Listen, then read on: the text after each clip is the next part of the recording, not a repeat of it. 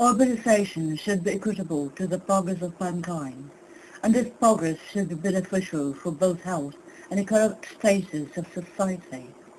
In the traditional sense, urbanization has been associated to the development and the progress of health, but in the case of increased development of slums, urbanization has been attributable to poor health and decline of the environment. The rapid urbanization of the world's cities has also contributed to factors that determine health and social status of the population. Reconciling the increasing number of slum dwellings at epic proportions around the world has posed challenge to the practice of public health and begun to threat the already vulnerable state of the environment.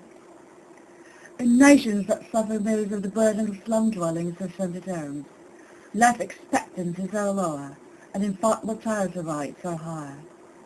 More than half of the population of the world lives in slums or shantytowns, and their numbers will not likely to decrease but rather increase, as the new landscape of the rural living settings continue to change and more people from rural areas are predicted to move to cities in search of employment.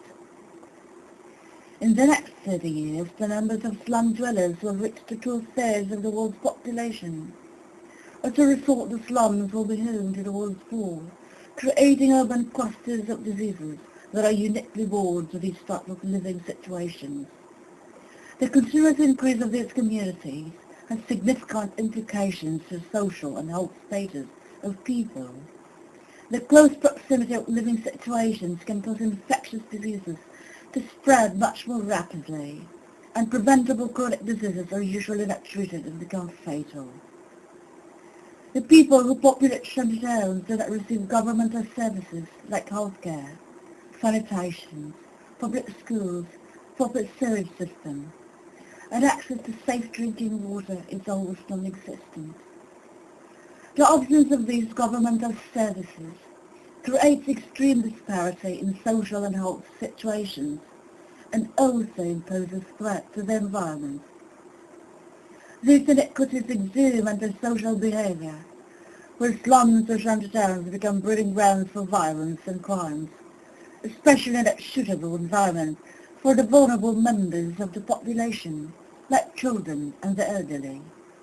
Ensuring that the future of children is safer, protecting their health and providing them an environment that is clean and safer to live in should be the utmost priority of governmental policies. Governmental sectors continue to refrain from implementation of policies in resolving the living conditions of communities like Shantytown could eventually lead to much higher expenditure, both economically and human lives. The continuous increase of shantytowns around the world continues to plague the practice of public health. Diseases of mankind are numerous. Prevention is hardest. Treating chronic diseases and preventing the spread of infectious diseases are exceptionally challenging in communities like Shantytown. The informal nature of housing establishment in this type of communities poses great threat not just to the health of the individuals, but as well as to the environment. Shantytowns are informal establishments of makeshift homes made from cardboard boxes or scrap metals built on marginalized lands and populated by the world's poor. These makeshift homes usually do not have toilets, and more often people usually defecate in open ditches, and excrements are heaved in canals or rivers, where people bathe and wash their clothes, posing threats to the public health and the environment. Slum dwellers do not have access to safe water to drink, threatening the health of the people, and especially dangerous to health of the children and the elderly. Social and health disparities are expansive, and the impact of these inequities create greater toll in the increased rates of mortality and lower life expectancy. Lack of safe water to drink has serious implications on the health of these communities. According to the World Health Organization, about 4% of global diseases and 5.7% of total deaths in the world is attributable to water-related diseases.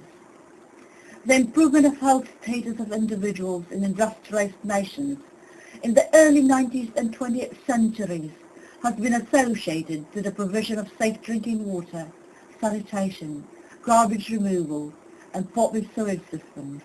These actions have dramatically reduced mortality rates from infectious diseases and waterborne illnesses.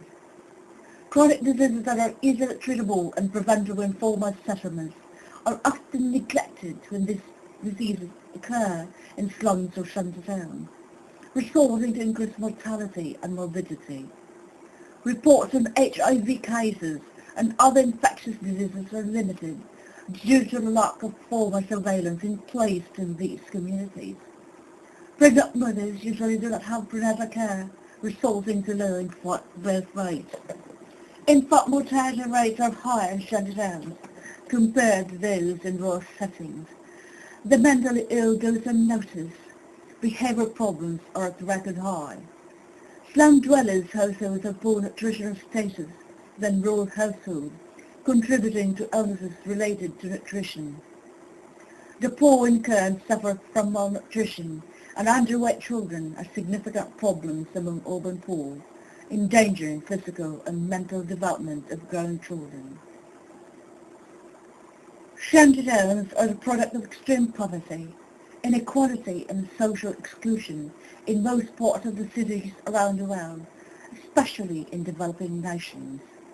These communities thrive in parts of urban settings where housing conditions are appallingly depressed, often situated near hazardous environmental contaminants, and basic human services are not provided. Slum dwellers are often not recognized as part of a societal structure in the urban community and are often subjected to the constant threat of eviction. Housing security is one of the most essential factors to human settlements and crucial to the social status of population. The absence of tenure security interferes with progress, reinforces poverty and social exclusion, distorts lands and price of services, induces stress to already vulnerable states and illness, resulting to catastrophic conditions amongst the urban poor. These situations inure the segments of society, both physically and economically, from former society, and encourage poverty even more and further corroborate inequality. Governments perpetually ignore the living situations of the slum dwellers. This continuous unacknowledgement of their existence segregates them even more, and these communities do not only suffer from being socially excluded, but also struggle with the difficulties of acquiring suitable employment. Then unemployment rises, situations that invigorate crimes. Urban settlement, along with the reliance of automobiles, has inflicted the worst pollution in the world. The continuous change of rural landscape has stimulated the exodus of people from outlying villages to nearby cities. As a result, cities are usually not equipped to house sudden influx of people. The newly arrived residents find themselves in areas of the city not usually suitable for dwellings. Slum dwellers lived and settled in dangerous locations like landfills and floodplains. Illegal settlers built a mixture of homes along riverbanks, forests or nearby bodies of water, threatening the environment.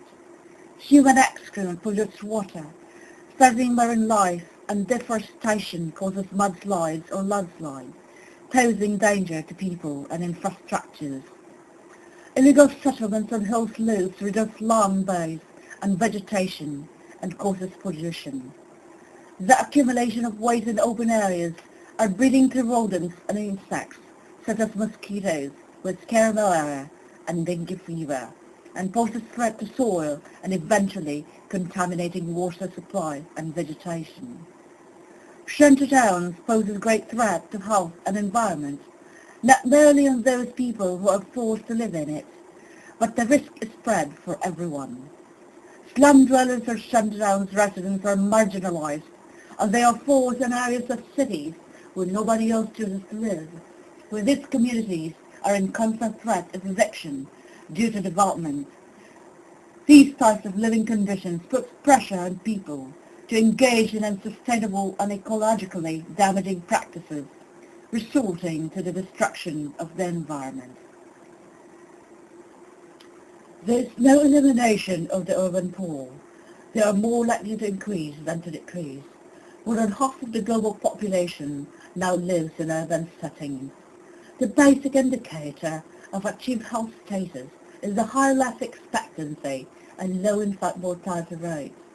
Countries that address the key determinants of health now reap the success of improved health status in their society, whilst in countries where these determinants are constantly ignored, incur lower life expectancy and higher infant mortality rates.